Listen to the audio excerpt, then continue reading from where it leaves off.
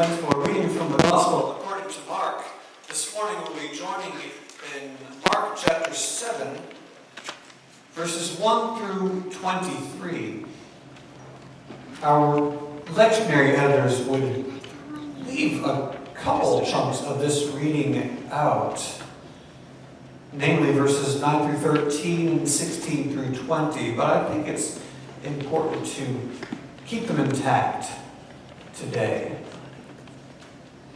So I thank you for your attention to our gospel this morning, for your turning of the pages. And if your pages read a little differently than mine does, I'll be reading from the Common English Bible. That is all right. I'm not reading from the ancient Greek. I don't have a copy of Mark's manuscript. All we have to work with is translation. And somewhere in between the words on your page and the words on mine, there is a word that God will speak to us together. A reading from Mark. Now, when the Pharisees and some of the scribes who had come from Jerusalem gathered around him, they noticed that some of his disciples were eating with defiled hands, that is, without washing them. For the Pharisees and all the Jews do not eat unless they thoroughly wash their hands, thus observing the tradition of the elders. And they do not eat anything from the market unless they wash it. And there are also many other traditions they observe, the washing of cups, pots, and bronze kettles. So the Pharisees and the scribes asked him, "Why do your disciples not live according to the tradition of the elders, but eat with defiled hands?" He said to them, Isaiah, as it's written, "This people honors me with their lips, but their hearts are far from me. In vain do they worship me, teaching human precepts as doctrines. You abandon the commandment of God and hold to human tradition." Then he said to them, "You have a fine way of rejecting the commandment of God in order to keep your tradition. For Moses said, 'Honor your father and your mother,' and whoever speaks evil of father or mother must surely die. But you say that if anyone tells father or mother, 'Whatever support you might have had from me is korban,' that is an offering to God, then you no longer permit doing anything for a father or mother, thus making void the word of God through your tradition that you handed on. And you do many things like this." Then he called the crowd again and said to them, "Listen to me, all of you, and understand. There is nothing outside a person that by going in can defile, but the things that come out are what defile." When he had left the crowd and entered the house, his disciples asked him about the parable. He said to them, "Then do you also fail to understand? Do you not see that whatever goes into a person from outside cannot defile, since it enters not the heart, but the stomach, and goes out into the sewer?" Thus he declared all foods clean. And he said, "It is what comes out of a person that defiles. For it is from within, from the human heart, that evil intentions come: fornication, theft, murder, adultery, avarice, wickedness, deceit, licentiousness, envy, slander, pride, folly. All these things come from within, and they defile a person." Friends, hear what the Spirit is saying to God's people. You may be seated.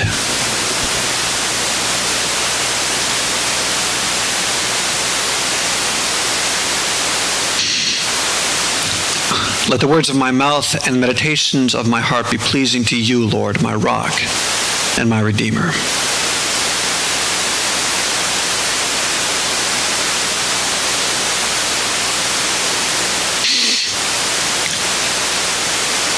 I want to start today with the gospel. We'll start there and then explore a bit in today's Old Testament texts. And then we'll see if we can't come back around to Jesus again, which is probably a good place to land.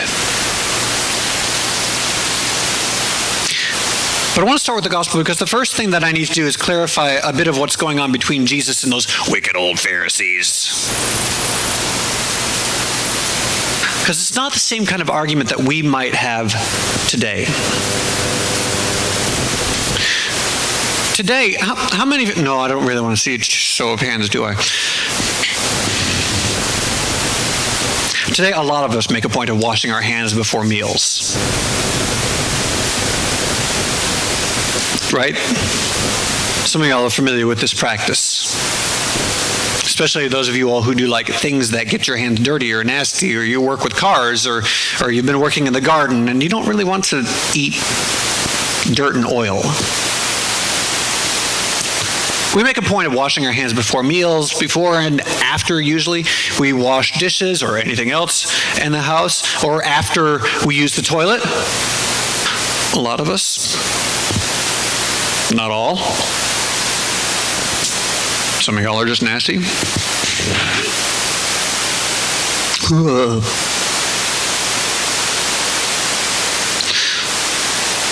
My Midwesterner mother, it really has nothing to do with her being a Midwesterner. She was a germaphobe. She is a germaphobe. Her house is immaculate. Everything's not only neat and orderly, but it's all dusted, it's all clean, it's all sanitized. Which is fine for her. That works for her. That's fantastic. I can't, we can't keep our house from being destroyed by 3 children. But she made a point of always, you wash your hands before every meal. You wash your hands around everything you do. You brush your teeth all like incessantly throughout the day. Why do we do this? This whole hand washing thing. Some of y'all have worked in the medical field. Why do we wash our hands before meals? Why do we wash our hands before we see a patient? To not pass germs around. That's right. This seems, we have for several generations been into this practice. It's something we've gotten accustomed to now. It's part of the public dialogue. We don't want to spread disease. We don't want to ingest the viruses and bacteria that grow in raw food and unwashed places and toilet spaces. But the thing is, in Jesus' time, and in the generations leading up to that generation, people didn't know about germs. You caught a cold because God was mad at you.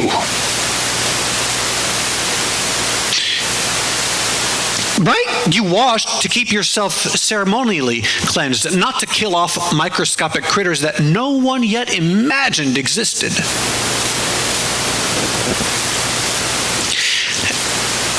And more specifically, more to the point of today's gospel reading, you ceremonially cleansed before a meal because there was a Talmudic tradition that commanded it.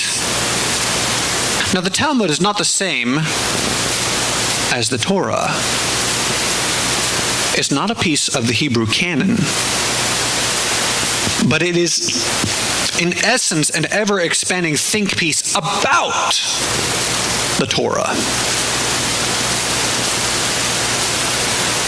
It's a whole different set of rules and stories altogether that's born out of the Hebrew Bible.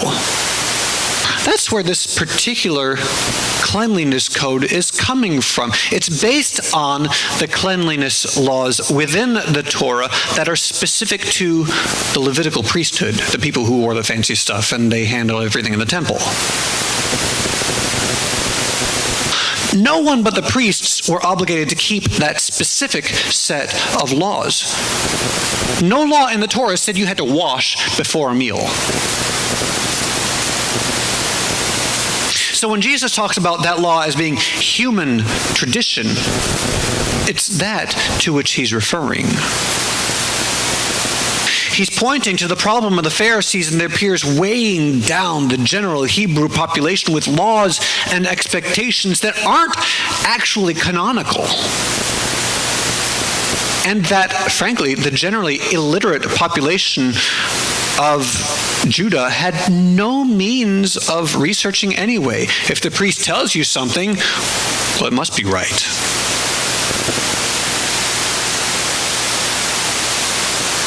So Jesus says, look, You're asking these folks to participate in some tradition they don't understand because you made it up. While you are in the same breath asking them to break the law of caring for their parents just to support you. What kind of a hypocrite are you?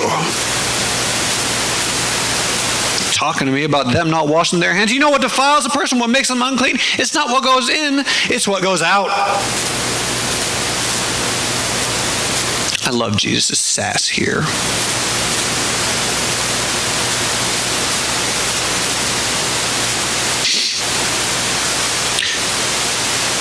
On a related note, are you all aware that Pope Francis visited Ireland in this past week or so? He met with some of the survivors of clergy abuse in Ireland.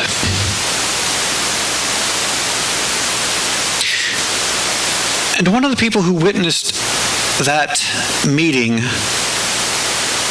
tells of Pope Francis hearing these folks out and using a specific word for the corruption and the cover-up within the church. He calls it poop. But a bit more colorful and in Italian. Everything sounds better in Italian.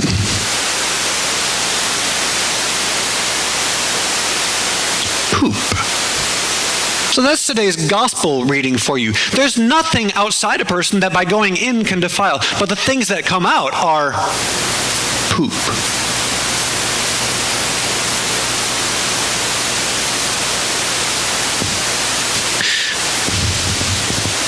Our Old Testament readings, on the other hand, well, this one is so harsh to those of us who wear these robes and try to explain the laws as best we can. Our Old Testament readings are just, at least within their own context, just a joy.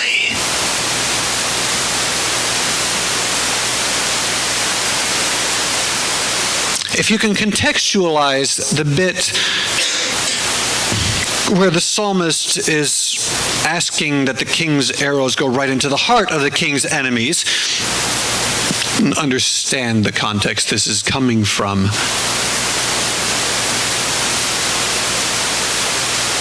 The psalm is just this beautiful celebration of its own.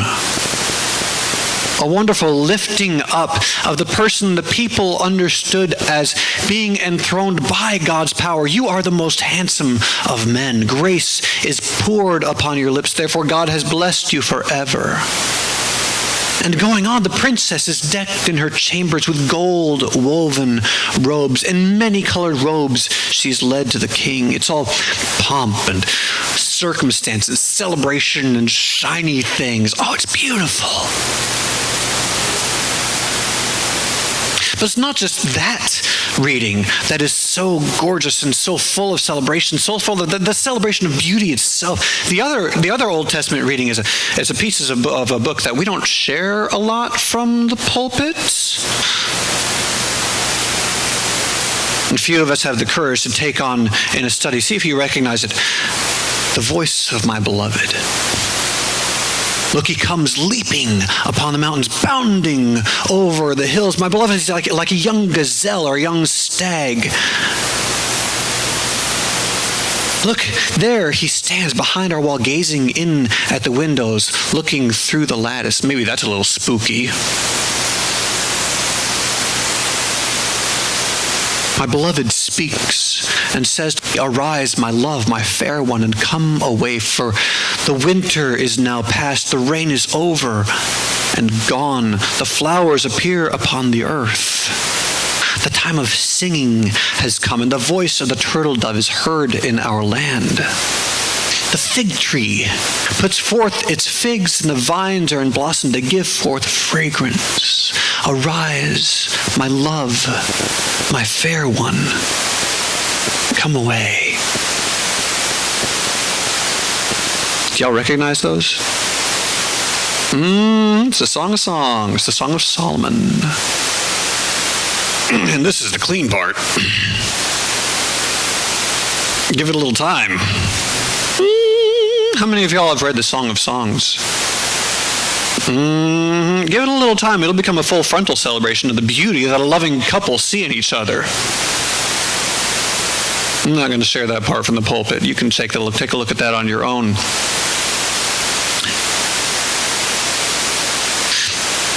We don't just include the Song of Songs in the biblical canon, in the Hebrew and in the Christian canon, because some folks have made a great big allegory out of it. I mean, people have been trying to explain away the erotic love in this series of poems for thousands of years, but I challenge you to take the poem at face value. Just revel in it. Read it to your beloved. See if they blush. It's there because God has given two people the gift of romantic love, and they've found beautiful words to express it. It's the height of love poetry in the Hebrew tradition. That's what the Song of Songs is about. Someone has found someone beautiful and is celebrating them. That's what the psalm is about. Someone has found something beautiful, the throne of Israel in all of its glory, and they're celebrating them. And now, generations later, the Jewish autocracy is trying to quelch everyday beauty and replace it with poop. We have enough poop around us every day. Let's take some time to celebrate what's beautiful around us. Let's take the time to celebrate each other. Because in each other is the very presence of God. Let's celebrate what's beautiful. Let's celebrate what's good. Let's celebrate what God has given to us. Just for today. Just to shake things up. Let's just celebrate. In the name of the Father, and of the Son, and of the Holy Spirit. Amen.